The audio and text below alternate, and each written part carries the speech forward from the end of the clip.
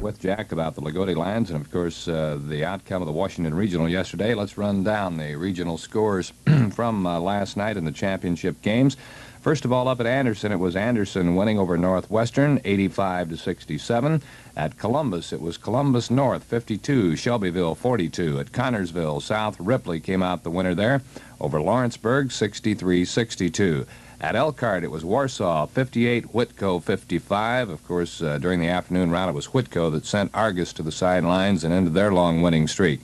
Down at Evansville last night, Vincennes came from behind and beat Mount Vernon, 62-53.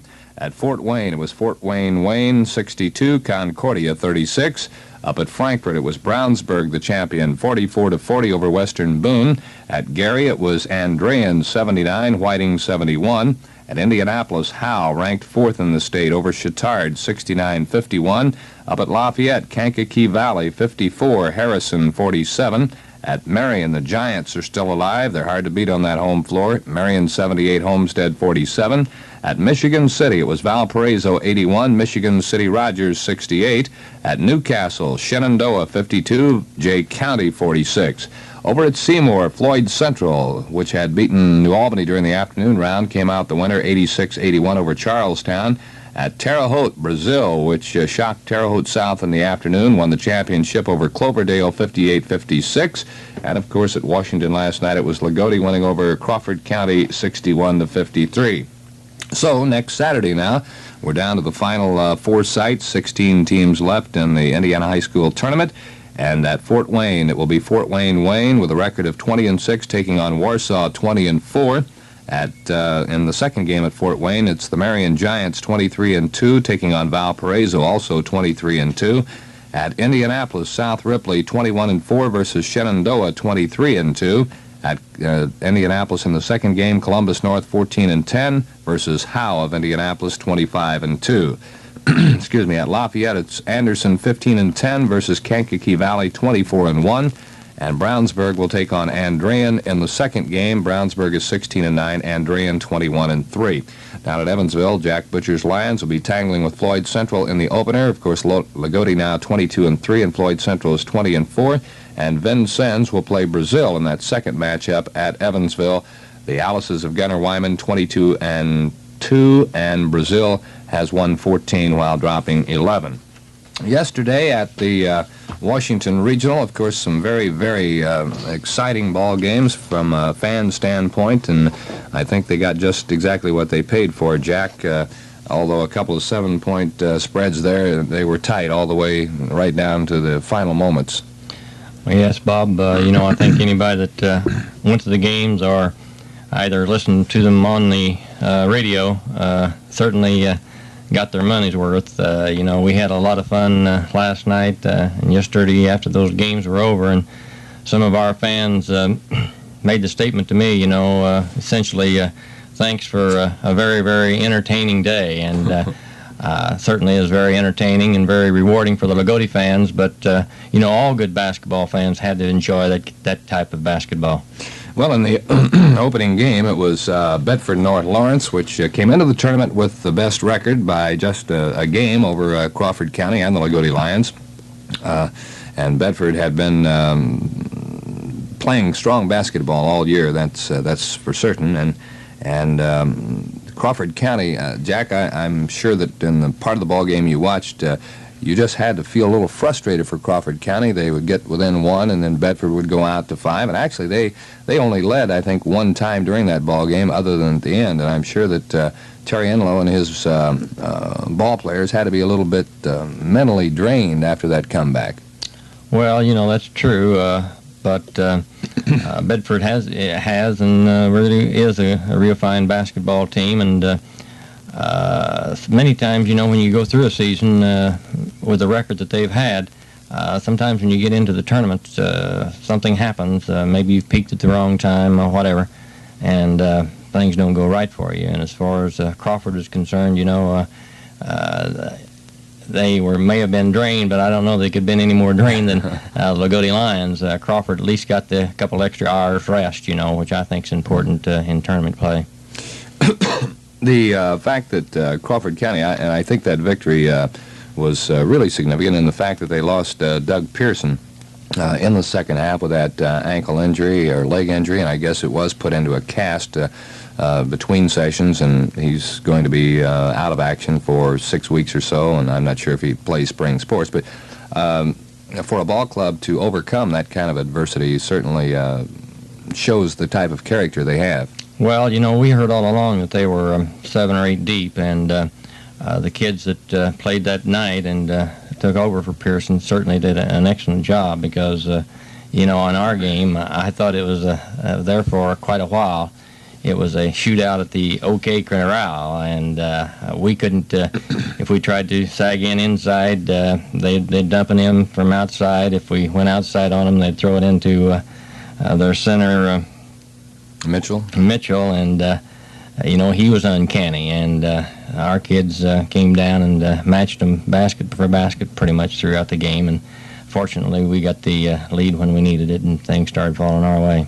Well, in Game 2 in the afternoon, it was, of course, your ball club against Rex May's Jasper Wildcats, and of course they've had some tremendous matchups over there in that Washington Regional since the Huntingburg sectional winner has been routed up that way, and it was truly a game of, I think, throughout the season of fast breaks, we talk about it being a game of streaks, and that one certainly was. And fortunately for your ball club, at least not so fortunate for the Jasper Ball Club and the Jasper fans, they had the bad streak at the end. I think that's true, Bob. There was a period of time when early in the game when we had the lead, Jasper got into their press and forced us in some turnovers, and things started falling their way. And from about that point on, throughout the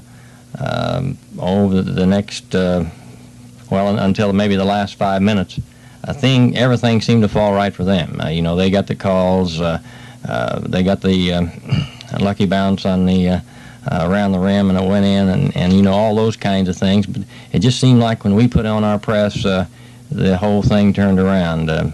Everything started falling our way, and as you say, it was something that, as does happen many times throughout a contest, two good ball clubs go head-to-head, and the team that gets the breaks, towards the end of the game, that's the team that's going to win, and we were fortunate enough to be that team. Jack, I'm sure that, Rex May had to establish something there when your club was up 20-10, and he was, had to try to get possession of the ball and get his people from standing around on offense. And has the press bothered you that much during that span of time during the season? Oh, not really. I don't know, somebody said, and I've said a million times myself, that in this day and age of basketball, you're liable to see a number of types of defenses throughout the season, and certainly in tournament play. You're gonna see everything, and it's very difficult to be prepared for everything all the time. And we hadn't seen the 1-3-1 trap that Jasper put against us, and it took us some time to adjust to it. And I think our kids did a good job with it, actually. Even though we turned it over, we nevertheless did adjust to it eventually, and they weren't able to force us into turnovers late in the game when it was really important. When the Wildcats got up on you 10 points and led by 8 early in the fourth quarter, I happened to notice you along the bench one time, and very emphatically you were trying to get a timeout. I don't know what had transpired down there that you did not like, but something apparently you had seen that you wanted to change at that point. What was that? Well, I don't remember exactly what we was thinking about changing. I do remember trying to get the call, the timeout. We weren't able to get it. It did hurt us because we didn't score. Jasper came down and did score, and it did hurt us, the fact that we weren't able to get the timeout on that exchange down the floor. But a couple of baskets here or there, and I think maybe Jack Butcher would have been most concerned at that point. Well, I'd be somewhat telling something that wouldn't be entirely accurate if I say that I wasn't concerned. Of course, I've been concerned all week. You have to be concerned when you go into tournaments and try to prepare for every eventuality. And certainly when a team like Jasper goes 10 up on you, you have to be concerned. And another thing that many of our fans said to me last night, when Jasper went 10 up, we gave up. We didn't think you could get them back. And the kid just pulled themselves up from the bootstraps and did a super job on their half-court press. And, it's just a tremendous job on the part of the kids.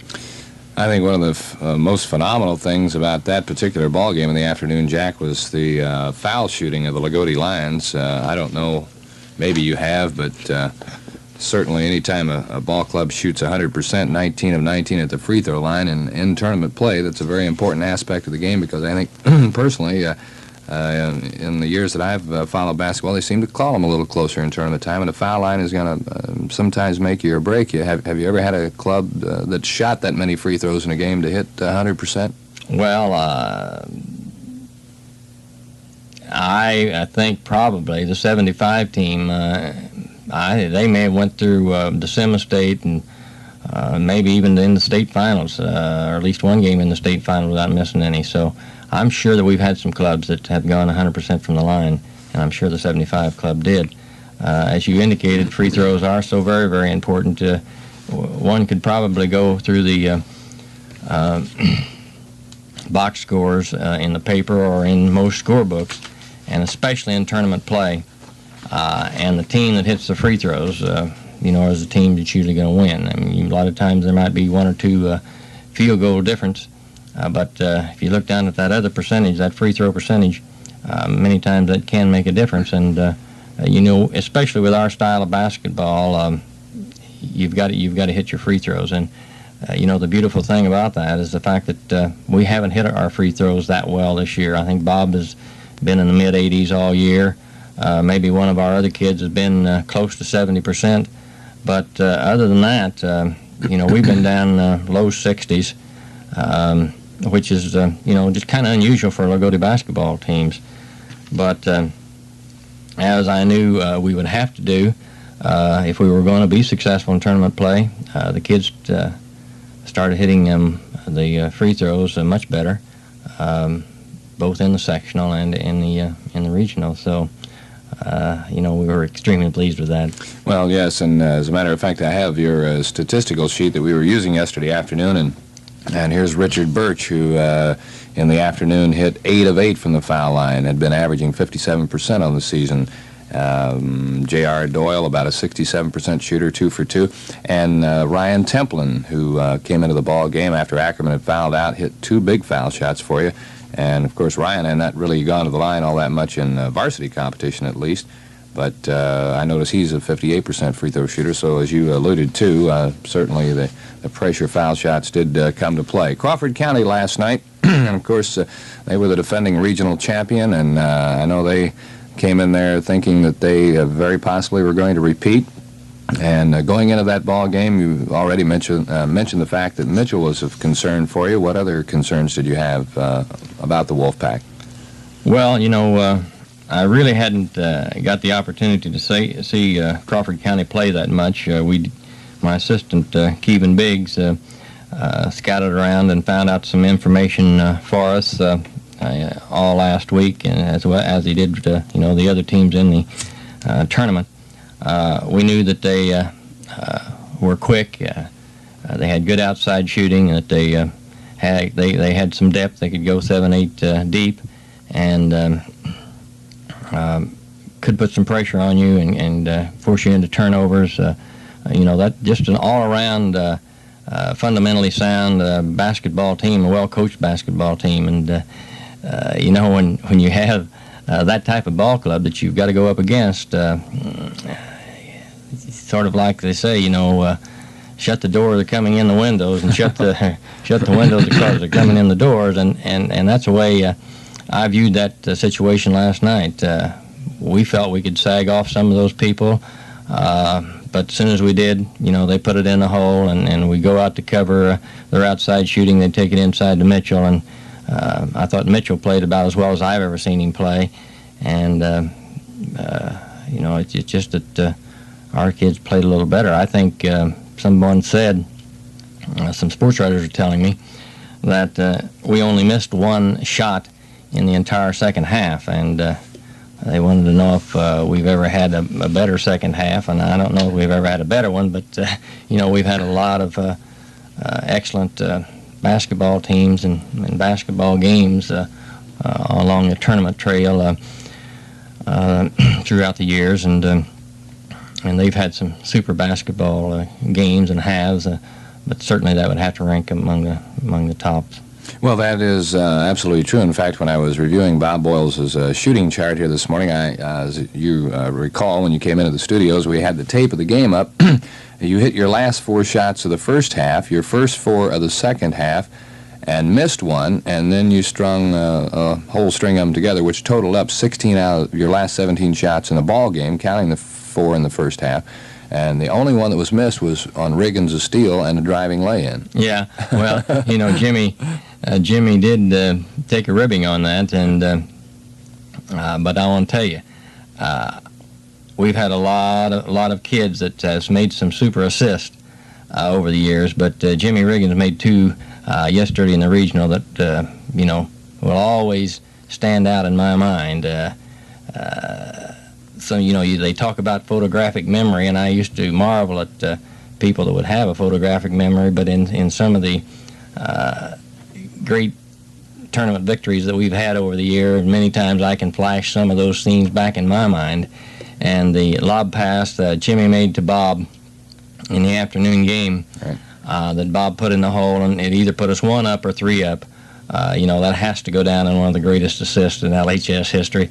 And then in the night game, when Crawford was putting their trap on, Templin underneath the basket, Jimmy got the ball to him in a very crowded situation. They did have him in a trap, and Templin put the thing in the hole. I think they gave Kevin Hunt credit for that basket in the Evansville paper, but it was Ryan Templin.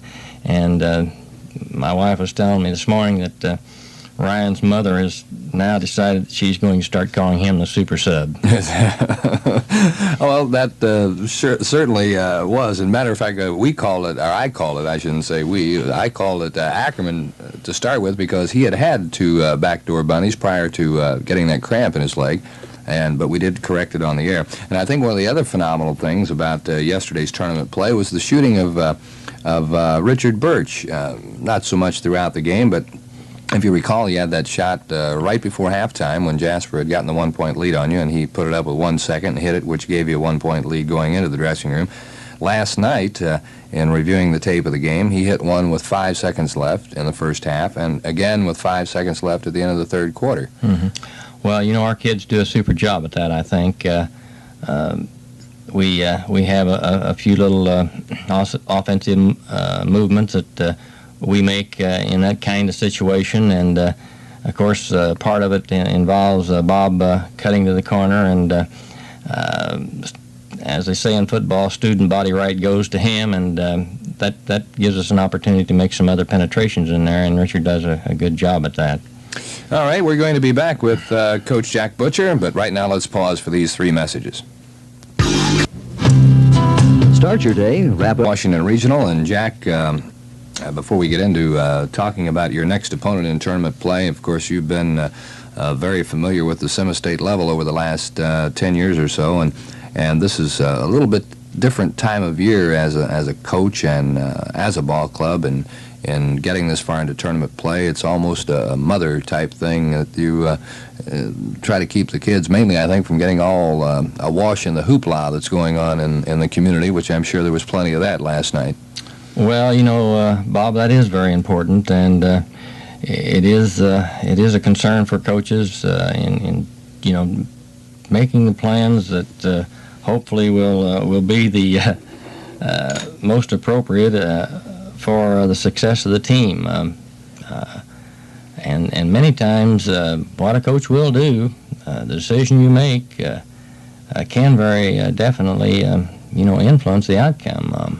I can think back to, maybe I can get my year straight here, maybe 71, I think we went to the Senate State. We'd won it in 70.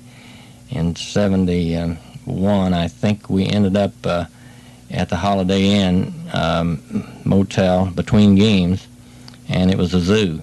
And, our kids, I don't think they got a minute's rest, whereas the previous years we had taken them to a motel a little farther out on the outskirts of town, and where, the carnival atmosphere wasn't there. And I think things like that can very definitely make a big difference. As you say, all the hoopla that's going around, you want to let them enjoy, the part of that, because that's part of it. But at the same time, you can go overboard. You can go too far with that. The decision as to whether or not when to practice, when to go down to Evansville to practice, that might be important. Even the whether or not you're going to stay down on Friday night can be important. And I know maybe some of our kids might be a little bit disappointed, but we don't plan to go down and stay overnight. We plan to sleep in our own beds Friday night and take them down Saturday morning. And I really feel that's the best choice. Mm-hmm. All right, and of course you're going to be running into Floyd Central in that first ball game, and we will say that it'll be an hour later starting time than yesterday as far as our purposes. It is a local time, 11 o'clock start, and of course with Evansville being on Central Standard Time, that means it's a noon start for the people in our area. And Floyd Central, and we noted here that in that 14 field down there, Jack Floyd Central has an enrollment of 1,473. Brazil is 537, and that is in the top 3 grades. Vincennes has an enrollment of 1,112, and of course Loogootee with 455. And you'll be playing Floyd Central. I think they were dubbed the Super Hicks back around 1971. That's right. Well, I really haven't had the opportunity to see them play. I know they are a fine basketball team. They've got some excellent tradition over there. They've, beat New Albany, as you indicated before we went on the air, throughout the season by a comfortable margin. They came back, I guess, did the same thing, and maybe in tournament play. And that indicates, of course, that they are a fine basketball team. You don't get down there if you're not a fine basketball team. I do know they have a Schellenberg, who I think is probably a brother to the Schellenberg that was on the 71 team. In spite of the fact that I haven't seen them play, we will get some information. My son-in-law, John Booby, was over at that regional yesterday, and my daughter talked to him either last night or this morning, and he said he had some 4 or 5 pages of notes. So, we'll get some information. Fans might be interested to know, when you're playing a team sort of out of the area that you're not familiar with, and of course you don't run over there scouting every night. Any little tidbits of information are always appreciated, and I think a lot of fans say, well, gee, why would this guy give Jack Butcher a scout on Jasper, because Rex and so are good friends. Mm-hmm. It's not it doesn't enter into an animosity thing normally. No, not really. I think every coach understands, that every coach is out looking for information, and generally speaking, most coaches are going to help you. If for no other reason, they know that Jack Butcher's going to help them, and Jack Butcher's going to have some tapes and some information so that he can reciprocate down the line. There's certainly no hard feelings on my part when somebody gives out some information, because, that's part of the game. All right, and I know you want to say something about your players that performed yesterday, Jack, so go at it. Well, I don't know where to start from here. I would like to say, in reference to Crawford County and their fine coach, Kerry Inlaw, and the Jasper Wildcats under Rex May, that they certainly did a fine job, and they do have very fine basketball teams, and they have every right to be proud of them. And either team, including Bedford, could have been in there, and we're just fortunate that everything fell our way. Down the line, a year from now, maybe it'll fall back their way. I might also say that most people probably think I only have boys. I do have 4 girls, and before coming down there, they said, well, you never mention the girls on WITZ. So in addition to my 3 boys, I have 4 girls and a grand dog. A grand dog. Okay. Well, we've mentioned some of our kids and the job that they've done. Eric Ackerman, he's a 6'2" senior and not a prolific scorer. Didn't have a particularly good game in the afternoon. Has had some knee trouble towards the end of the year. But Eric has done just a super job and has came through, in very, very key situations numerous times throughout the year and tournament. I don't know if you recognize it or not, but there was times in the tournament yesterday when he was above the rim getting some rebounds, and he did miss a couple of tip-ins. He probably just jumped too high on those yesterday. Last night he got some key baskets, as you alluded to a moment ago when Crawford was putting on their trap. He got some key free throws in the sectional and in the regional play, and has just done a super job for us. And his dad was kidding last night, saying, and I'm not going to disagree with him, but he said, if Jack Butcher had been his coach, why, he might not have had to wait so long to been a part of the regional championship. The other boy, another senior, Richard Birch, 6'2" forward, and we alluded to the super regional that he had, but Richard, he has a great deal of basketball knowledge and potential. Joe Toderink has told me on a number of occasions he plays as well or better without the basketball than any player he's ever seen, and some of the other coaches and friends of mine that are knowledgeable about the game alluded to Richard's ability to split the zone defense in the sectional competition, and certainly did that in the regional as well, and as a very key factor, and I have to wholeheartedly agree. Richard, his scoring hasn't been prolific throughout the year, and in spite of the fact that his shooting technique is excellent, but I think in the tournament he has relaxed, and I think he's found himself, and I'm sure that when we get down to Evansville, he's going to continue the excellent play. And Bob Butcher, well, Bob, usually when I have talked about my boys over the years, I've just kind of passed over and not said a whole lot, but that's over. This time I'm going to say something. Bob has done a super job for us throughout the year. He went over 500 points for the season yesterday.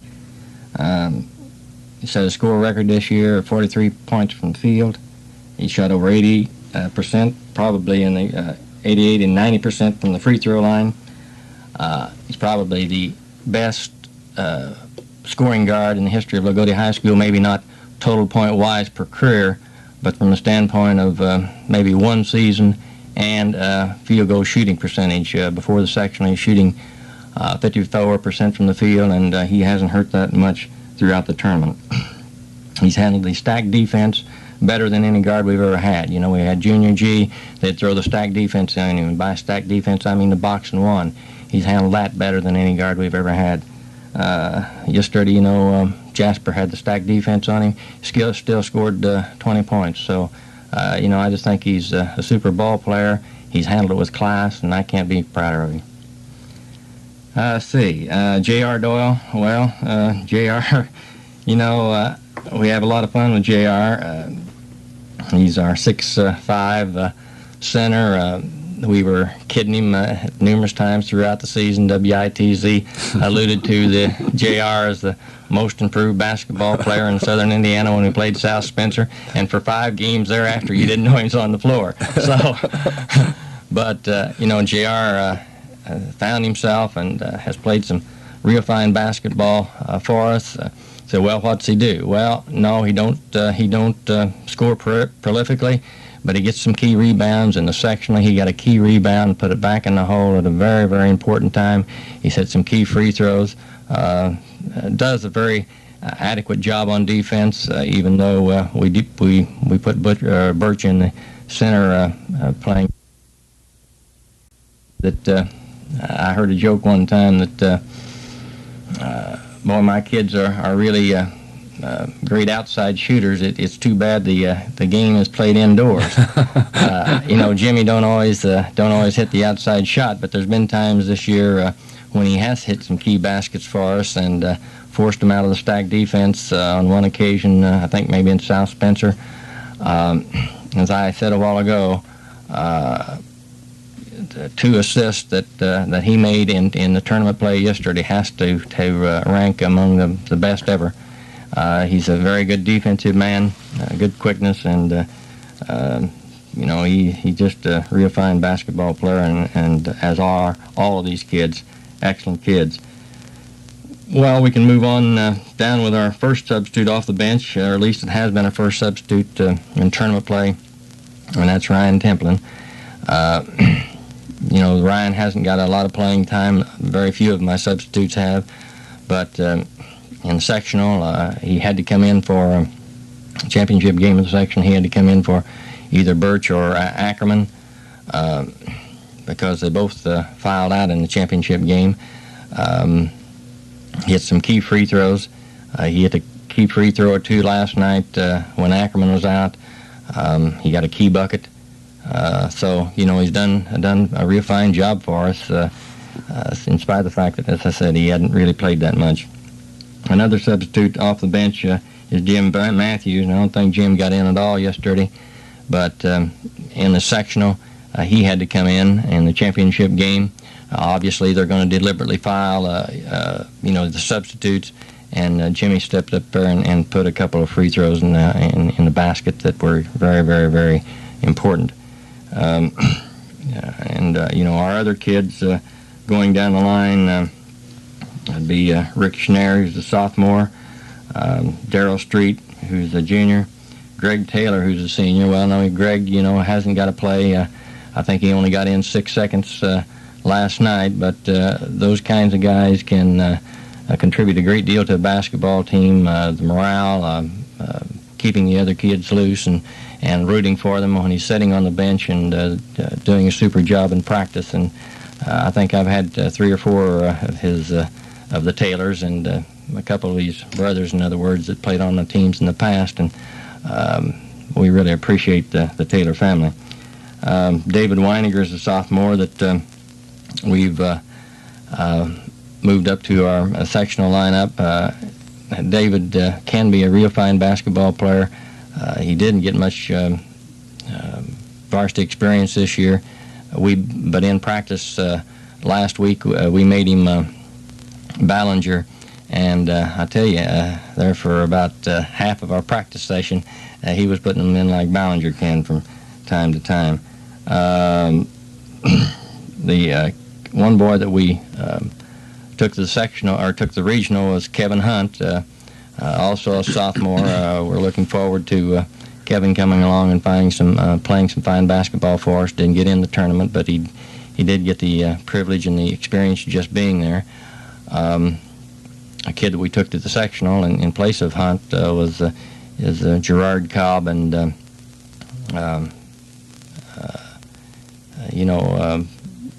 he's got to work on his defense and some other fundamentals, but he can put the ball in the hole. He's got good shooting technique, and hopefully the enthusiasm that's been generated by the sectional and regional championship will give him the incentive to work hard. Another boy now that we're going to take to the semi-state is Jamie Lannon. Those last 3 boys I mentioned drew to see who gets to go to the sectional, and the one that was lucky for the sectional had to set it out in the regional, and we drew again, and Hunt got the privilege of going to the regional, and the Lannon boy is going to get to go to the semi-state. So he's a Purple Aces fan, and so maybe he got the best of the lot. Yeah, the last shall be first, huh? All right, and Jack, I don't suppose the moment you have any definite ticket information. I'm sure that will come from your school people. Probably going to have a meeting today or tomorrow, I would assume. Yeah, I think the athletic director and probably the principals in Evansville this afternoon trying to get the tickets, and that information will be put out later in the year or later in the week, and I'm sure our fans will be listening and ready to get in the draw. Okay. Well, in closing our program this afternoon, we want to thank Athletic Director Dick Jones of the Washington Hatchets, the host school, for their fine hospitality throughout the tournament yesterday.